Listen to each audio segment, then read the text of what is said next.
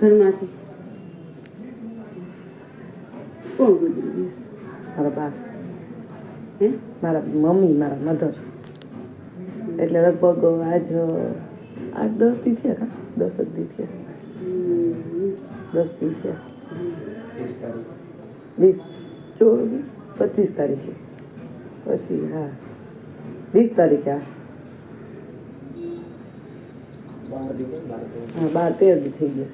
હા, એક પીપરો હોય ને, પીપરો એમાં આટલો ઘઉંનો લોટ બાંધજો, એમાં કંકુ, હળદર ને ચોખા નાખવાના. શું કીધું? કંકુ, હળદર ને ચોખા અને પિંડ આવડો ગોલ ગોલ દડો કરવાનો, રોટલી કરીને અને પીપરાને પાણી લેવાનું, પીપરાને હેઠે પાંદડા હેઠે મૂકી આવીને ત્યાં પાણી પીવરાઈ આવજો. એનો તમારામાં બહુ જીવ એમ. મારી બાનો મારું રૂવાડો ઊભા થઈ ગયા. તમે વાત કહેજો. એનો તમારા જીવ છે ને. તમને મોકલા ના હિંમત કરાય ને તમારા બાએ મોકલા. એમ. હા, તો ખરું બાથી વધારે તો હમણાં જજી ગુજરી ગયા છે. થઈ જશે સારું. વિશ્વાસ રાખજો. એનો અહીંયા બહુ મોટા મોટા માણા આવે છે, પણ હું કોઈને કરતી નથી બેન. પછી અહીંયા પડી જાય છે. બીજાને લે આવે, બીજો ત્રીજાને લે આવે. સાચી વાત છે.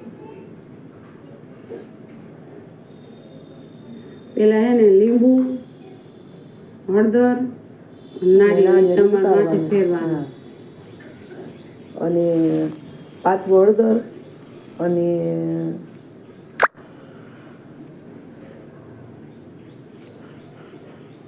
પછી કરીને પછી આ દોરો પહેરજો, વિધિ કરીને.